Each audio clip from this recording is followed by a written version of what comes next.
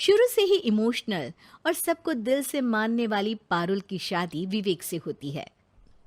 क्या है यार, शादी के वक्त तो तुम दुबली हो गई थी, लेकिन शादी के 2 साल में ही फिर फूलकर गुप्पा हो गई हो। पारुल के साथ अब विवेक का व्यवहार बदल गया। सास ससुर भी बिना बात के ताने देते। अरे 2 साल हो गए, बच्चा नहीं हुआ, निकल यहां से। विवेक का भी सहारा पारुल को नहीं मिलता है। लेकिन जिस विवेक से पारुल को तलाक के एवज में 18 लाख मिले होते हैं, वो पारुल एक दिन, इंस्पेक्टर साहब, मुझे कंप्लेंट लिखवानी है। जी मैडम, क्या हुआ? चीटिंग, एक लड़के ने मेरे 6 लाख रुपए लूटे हैं। पुलिस वाला पारुल को ऊपर से नीचे तक देखता है। मामला क्या है, विस्तार से बताइए। पारुल फिर जो बताना शुरू करती है, उसके बाद इंसानियत से भरोसा उठना लाजमी है। मेरे पति ने मुझे कभी अपनाया ही नहीं। शादी के 3 साल में ही मेरा तलाक हो गया।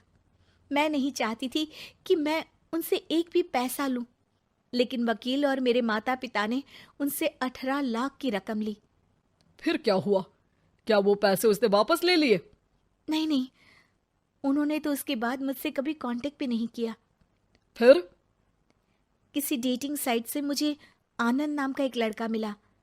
उसके साथ मुझे लगा कि मैं दोबारा जिंदगी बना सकती हूँ। वो मेरी केयर करता, मेरी छोटी बड़ी चीजों का ख्याल रखता और मेरा साथ देता। अच्छा, क्या उसने तुम्हें शादी करने का झांसा दिया था? हाँ, वो भी तलाकशुदा था। पहले तो उसने मुझसे कहा कि उसकी एक बेटी है, लेकिन फिर पता चला कि उसकी एक नहीं 2 बेटियां हैं।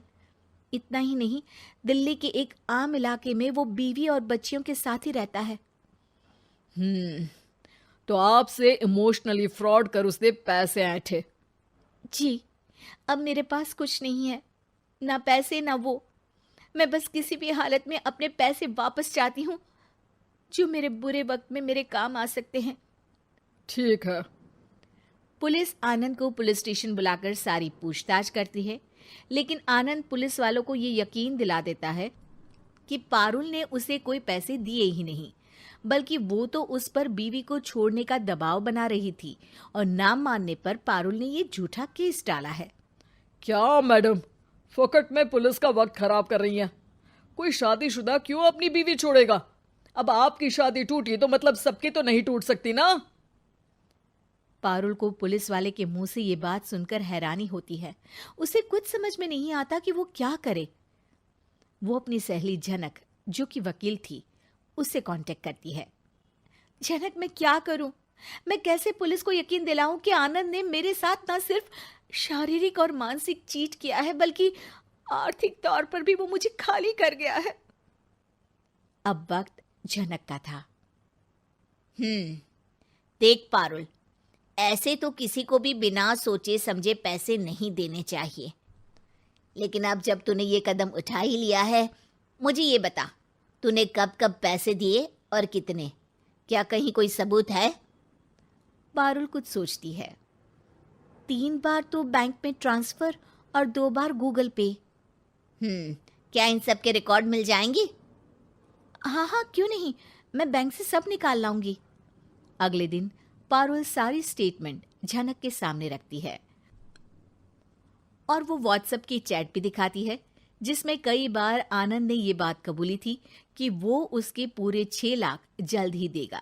झनक अब पूरा केस लेकर पुलिस के पास जाती है और मामले को क्राइम एक्ट के तहत पूरे सबूत के साथ दर्ज करा आनंद की गिरफ्तारी की मांग करती है। पुलिस आनंद को लेने जैसे ही उसके घर जाता है, उसका सारा मामला बीवी और बच्चों के सामने खुल जाता है। पुलिस स्टेशन में पारुल को देखकर आनंद भड़क जाता है। ओह, तो बहुत होशियार बन रही हो तुम। ये झनक है ना तुम्हारी बचपन की सहेली?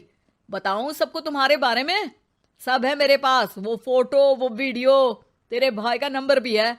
6 लाख क्या, अब 1 रुपया भी निकाल कर दिखा दे। वो पुलिस स्टेशन में जोर जोर से चिल्ला रहा था कि तभी पुलिस के एक सीनियर ऑफिसर को गुस्सा आ जाता है। क्यों चिल्ला रहा है? अब तो सारे सबूत है तेरे खिलाफ। ऊपर से यहां चिल्ला चिल्ला कर तूने खुद को तो गड्ढे में धकेल दिया है। जल्दी बता, लड़की के पैसे लौट आता है या फिर? आनंद डर जाता है। तभी उसकी बीवी और बच्चे पुलिस स्टेशन में आकर पारुल के पैसों का बैग देते हैं। मेरे पति को माफ कर दीजिए, प्लीज उन्हें पुलिस से बचा लीजिए। मेरे छोटे बच्चे हैं, ये कैसे रहेंगे? होता भी यही है। पारुल केस वापस ले लेती है, लेकिन उस सबक के साथ कि इमोशनल होकर किसी को भी अपना पैसा नहीं देना चाहिए। झूठ बोलकर रिश्ते कभी ना बनते हैं और ना ही निभते हैं। चलो चले फ्री फायर में, मस्ती भरी है वाया में। बैटल ग्राउंड है खूब निराला, हर बच्चा बोले वाह क्या हाला।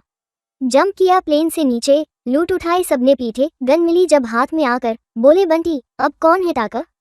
जॉन और केली भागे झटपट, जोन में रहो नहीं। बरमुडा मैप हो या कालाहारी, सब में छुपी है मजेदार सवारी। ब्लू वॉल लगाओ, बचो गोली से, जीत का ताज है हर टोली से।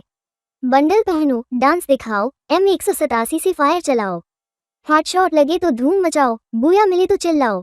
फायर लेकिन याद रहे बच्चों प्यारे, खेलों पर पड़ा।